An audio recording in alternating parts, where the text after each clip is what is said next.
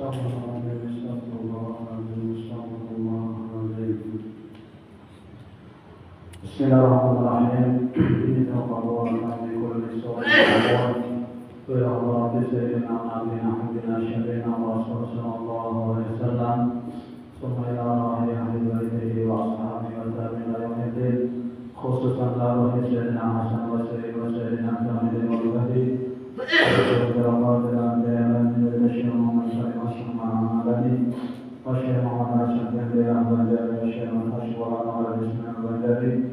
والشيخ محمد زين بن عبد الله المنذري والشيخ المعلمين والوالدين وأمهاتنا وقراباتنا وديواننا تبارك علينا وعلى أرواحنا إخواننا المسلمين والمسلمات والمؤمنين والمؤمنات ونرى طريقة الشرب بالرحمة والمغفرة ويعين علينا وعلى أزواجنا وذرياتنا وأخواتنا وأنوارهم وأسرارهم وعلومهم ونفحاتهم وخصوصياتهم ورحمة بيتنا في الدنيا والآخرة ونعم رزقنا وأزواجنا وذرياتنا توبة ومغفرة والتوفيق والهداية والاستقامة وحسن الخاتمة في خير ولد وعافية على هذه النية وعلى كل ما نوى بالصلاة والصالح إلى درجتنا في الفاتحة.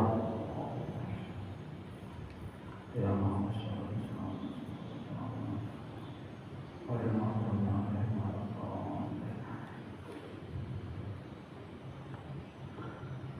Assalamualaikum warahmatullahi wabarakatuh. Bismillahirrahmanirrahim. Alhamdulillahi rabbil alamin. Wa bihi nasta'in ala umuri dunya waddin. Wassalatu wassalamu ala asyrafil anbiya'i wal mursalin Sayyidina wa maulana Muhammadin wa ala alihi wa ashabihi ajma'in. Subhanaka la ilma lana illa ma 'allamtana innaka antal alimul hakim wa tub 'alaina innaka antat tawwabur rahim wa la hawla wa la quwwata illa billahil 'aliyyil 'azim.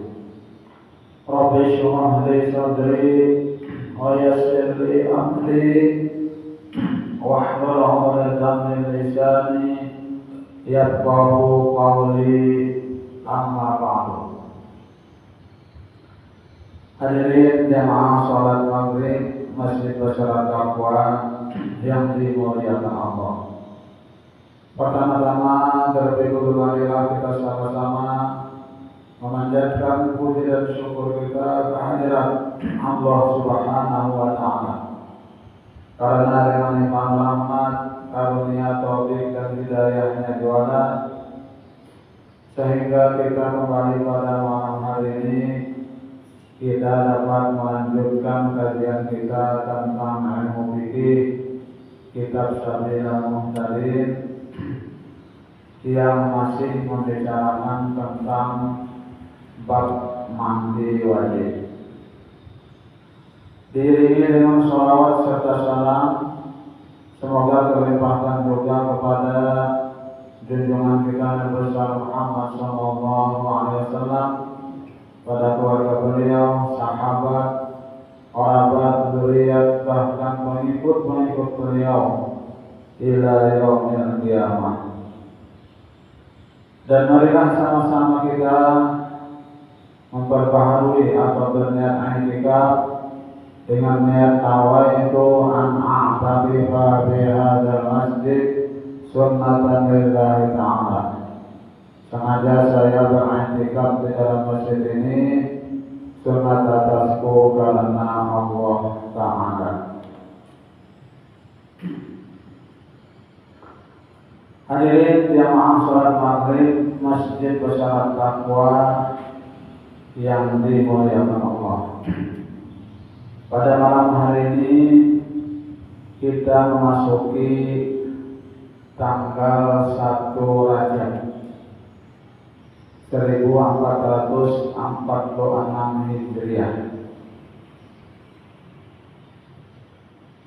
Dan pada malam hari ini adalah malam bulan di mana Allah Subhanahu wa taala telah mewajibkan kepada kita umat Nabi Muhammad SAW untuk mengerjakan sholat 5 waktu dalam sehari semalam. Yang asalnya itu kita disuruh oleh Allah Subhanahu wa taala untuk sembahyang itu 50 waktu. Asal mulanya ya perintah Allah itu 50 waktu. Ketika Isra Mi'raj terjadi pada Nabi besar Muhammad SAW. Kemarin sudah menerangkan bahwa perintah-perintah Allah yang lain cukup dengan perantara turunnya ayat. Ya, perintah haji hanya ayat yang turun. Walillahi 'alan nasi hijjul baiti man istata'a ilaihi sabila. Nah, itu ayat wajib haji. Wajibnya pun hanya seumur hidup sekali. Itu wajib haji bagi yang mampu juga. Seumur hidup sekali wajibnya bagi yang mampu. Jadi barang siapa sudah mampu melaksanakan ibadah haji dan umroh, tetapi ia tidak melaksanakannya, maka hukumnya berdosa. Apabila mampu, tidak mampu, nah, kada wajibnya melaksanakan haji dan umroh tadi, ya kan? Lainnya ditolakkan orang, ya kan? Itu kan paling mau beres, ya kan? Nah, ini kan kondisinya biaya sendiri harus mampu, ya kan?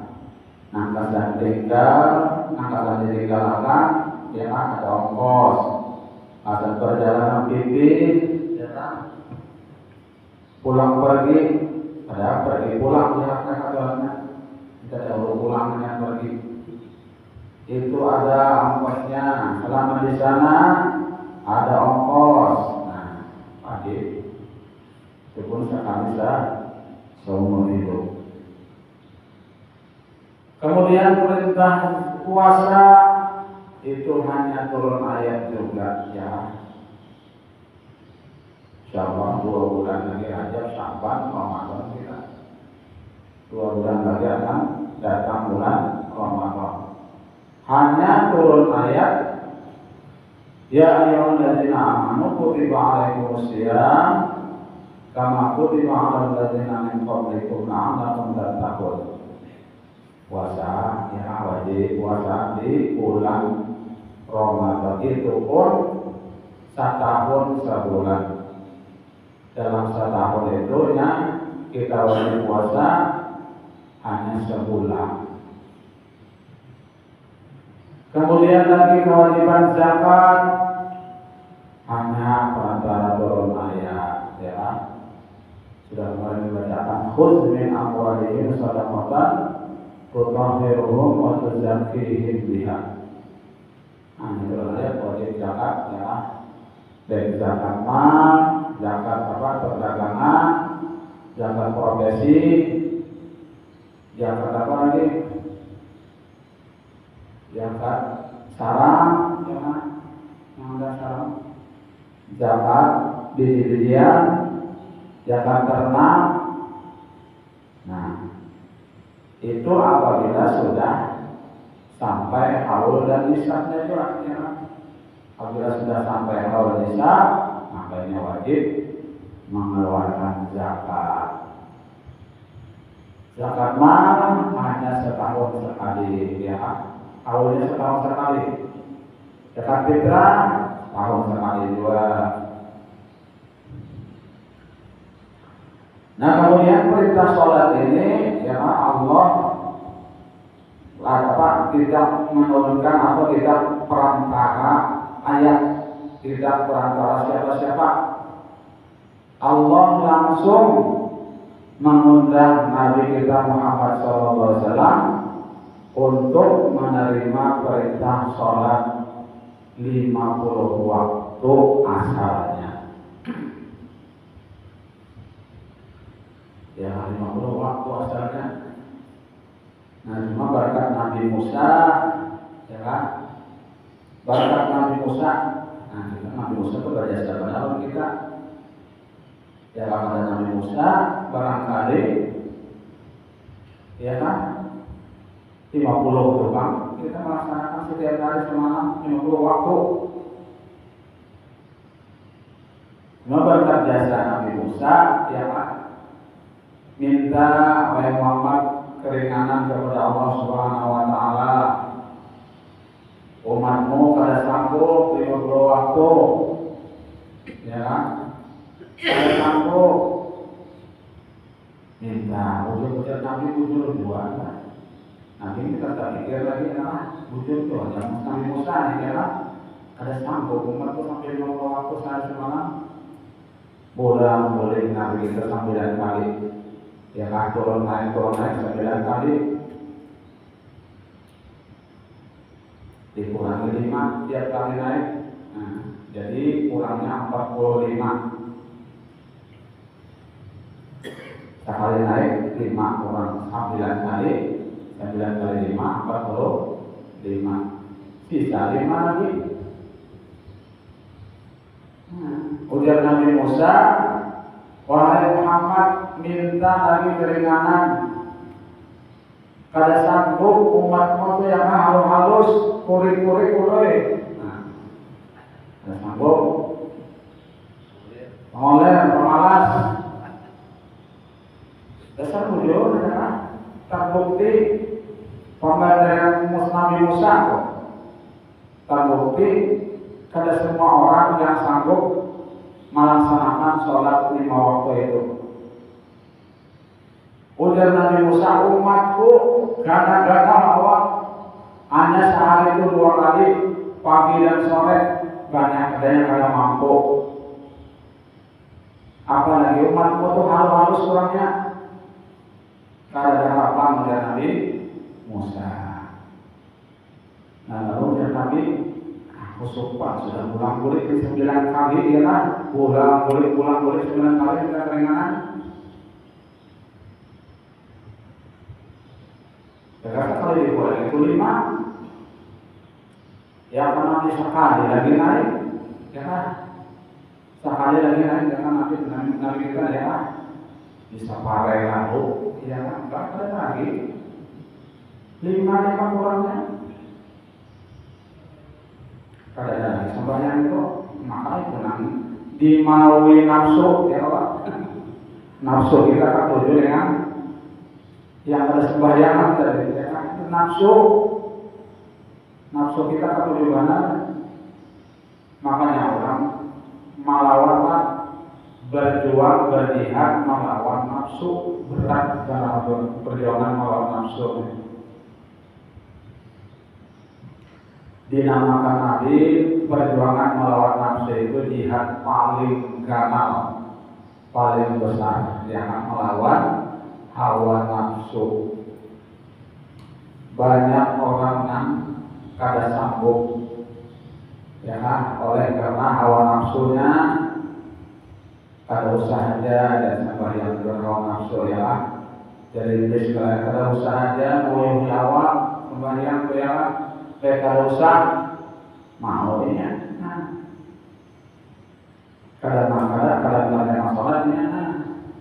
Berarti menuruti hawa nafsu dan menuruti ajakan setan iblis yang bersarang di dada kita masing-masing.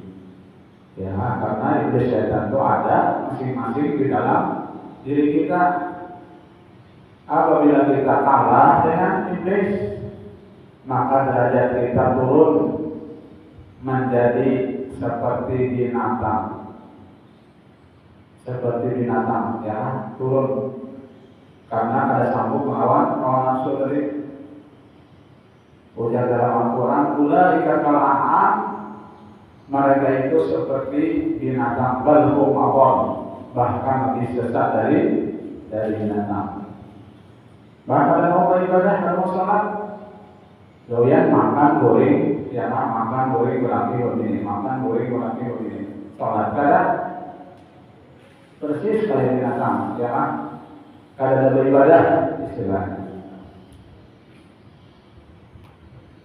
Dan pulang sembahyang itu adalah mi'rajnya orang yang beriman. Dan Nabi as-sholatu mi'rajul mu'minin, sholat itu adalah mi'rajnya orang yang beriman. Arti mi'raj itu naik bertemu dengan Allah Subhanahu wa Ta'ala.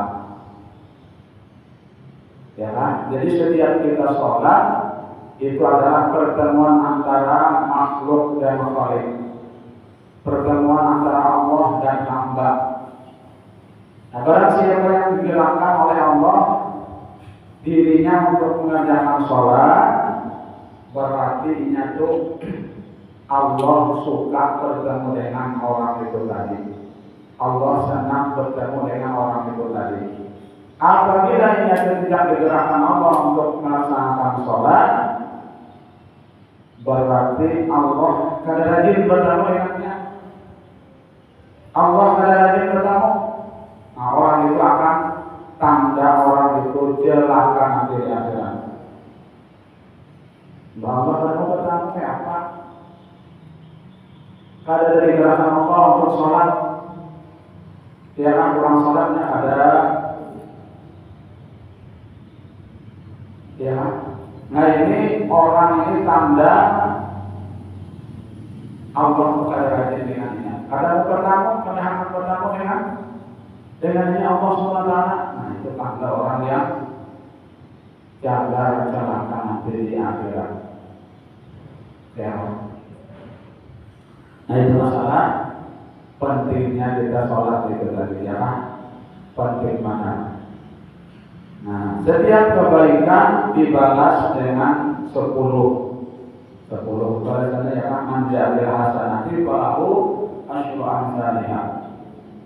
Barang siapa mengerjakan satu kebaikan, Allah akan membalas 10. Nah, makanya sholat 5 waktu tadi, apabila kita kerjakan 5 waktu, maka seolah-olah kita melaksanakan perintah Allah yang 50 waktu tadi sama. Karena satu balas 10, satu dibalas 10. Nah, 5 kali 10, 50 waktu. Jadi apabila kita melaksanakan sholat tadi, apabila kita tidak melaksanakan, karena mendapat oleh-oleh, ya, dari Nabi kita Muhammad SAW pada perjalanan Isra dan Mi'raj, ya. Maka setiap orang yang berjalan jauh itu, ya, sudah datang ke kampung kita. Orang misalnya berjalan jauh, misalnya misalnya orangnya itu, ya, pulang umroh ke haji kan, lalu kulit, ya, kita dapat oleh-oleh. Suka mana kalau kita dapat oleh-oleh? Suka, ya, dapat oleh-oleh dari orang yang tadi, ya. Nah, sama dengan Nabi Muhammad SAW pada perjalanan Isra Mi'raj, oleh-olehnya adalah sholat 5 waktu. Siapa melaksanakan sholat 5 waktu, berarti yang mendapat oleh-oleh dari Nabi kita Muhammad SAW pada perjalanan Isra dan Mi'rajnya. Nah, kemudian kita memasuki materi, ya, yang kita bahas kemarin. Qala Malik rahimahullah wa nafa'ana bihi wa bi Al-Ghazali di dalam kitabnya Nihayah berkata, jika dalam mandi orang yang hidup diperbuat seperti mandi orang yang mati, cukuplah baginya memperoleh pahala sunat.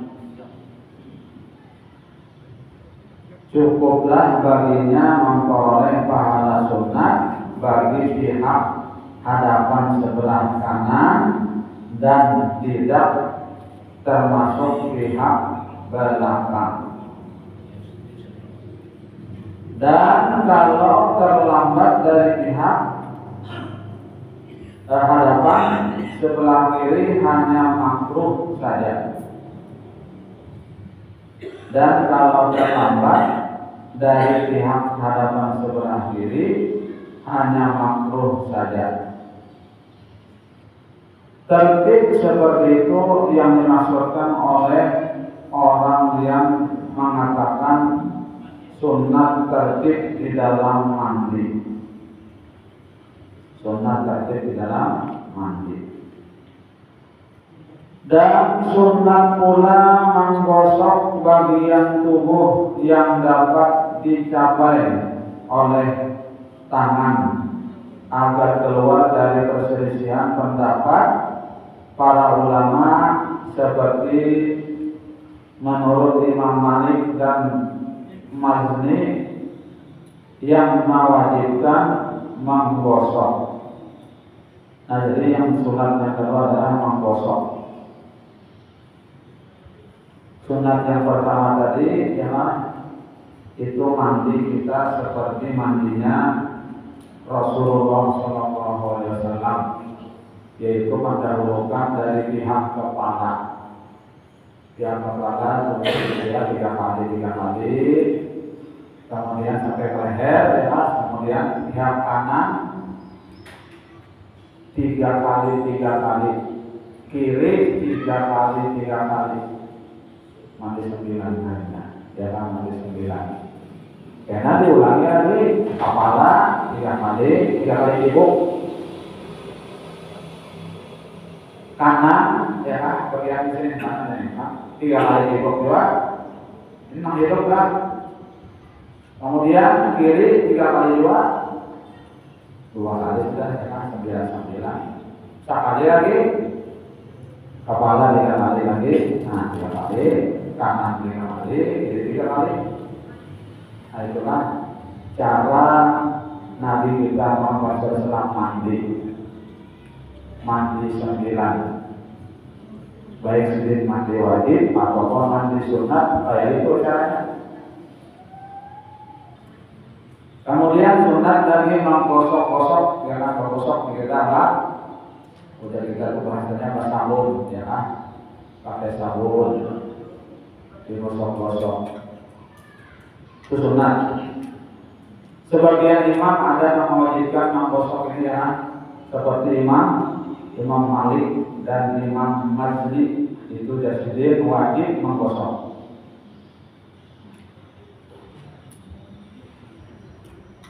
Dan sunat pula menyelat-nyelati dalam membasuh dan menggosok 3 kali, baik menggosok terus sunat 3 kali, baik menyelat-nyelati 3 kali sunat.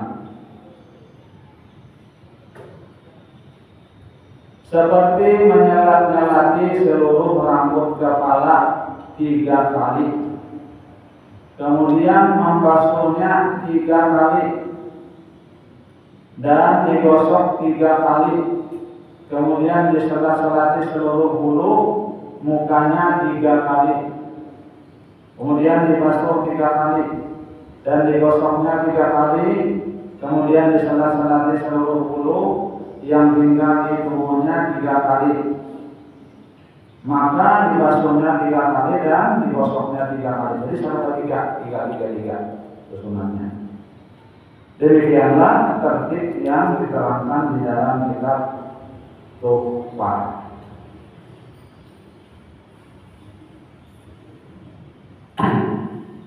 Dan sunat meninggali dalam membasuh yang tertinggal di tubuh. Sunat menikahi 3 kali sunat ya. Sunat ada dari kepala 3 kali dulu. Kalau yang bersibuk lah 3 kali sibuk. Kalau yang buat sawer ya 3 kali ya. Kan 3 kali. 3 rakaat. Kemudian bagian kanan 3 kali, bagian kiri 3 kali.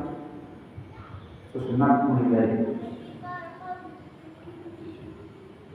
Dan cara menikahi membasuh yang tinggal di tubuh itu melalui 2 cara. Pertama, bahwa dibasuhnya sebelah kanan di pihak hadapan sekali, kemudian pihak belakang sekali. Kemudian dibasuh sebelah kirinya di pihak kanan hadapan sekali, kemudian di pihak kiri pihak belakang sekali. Kemudian diulanginya yang demikian itu yang kedua kali dan yang ketiga kali. Nah, ada 2 cara ya. Cara yang kedua dibasuh sebelah kanan pihak hadapan 3 kali, kemudian pihak belakang 3 kali. Kemudian basuhan sebelah kiri pihak hadapan 3 kali, kemudian pihak belakang 3 kali. Nah, ini kayak memandikan mayat. Ya, 3 kali terus 3 kali. Nah, yang belakangnya 3 kali. Ya, kita ini kan kita hidup kan lalu dikubur di sini, pasti ini belakang ada juga. Nah, ya muka belakang dapatnya.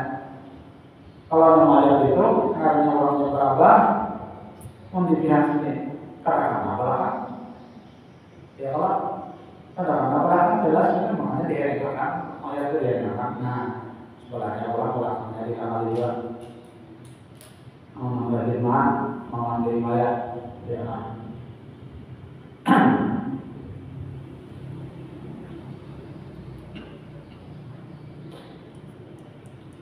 Kalau seorang mandi dengan menyelam ke dalam air, memadailah dengan menikahi dengan melakukan pada tubuhnya 3 arus air, 3 arus air atau 3 gerakan ya. Dan kalau air tenang, ini misalnya ada airnya tuh deras arusnya ya kan, balik pada arus gitu ya, supaya diganti. Dan kalau airnya tenang, dianggap cukup menikahi dengan mengangkatkan kepala dan memindahkan kakinya di dalam air 3 kali berpindah-pindah begitu. Atau dengan berpindah di dalam air dari tempatnya berdiri ke tempat lain 3 kali. Ya, berpindah-pindah. Nah, itu sama dengan 3 kali. Nah, berpindah 3 kali, kalau sama 3 kali. Nah, manjibuk mangguyur. Nah, gitu kan. Itu caranya mandi. Barangkali sampai di sini aja dulu yang dapat saya sampaikan. Mudah-mudahan ada manfaatnya dan mudah-mudahan Allah SWT mengabulkan segala dosa-dosa kita dan memperluas kita, guru-guru kita dan tanpa muslim dan muslimat, dan mudah-mudahan Allah SWT mengabulkan segala hajat kita dan Tuhan yang akhirat, dan mudah-mudahan Allah SWT matikan segala dalam husnul khatimah. Amin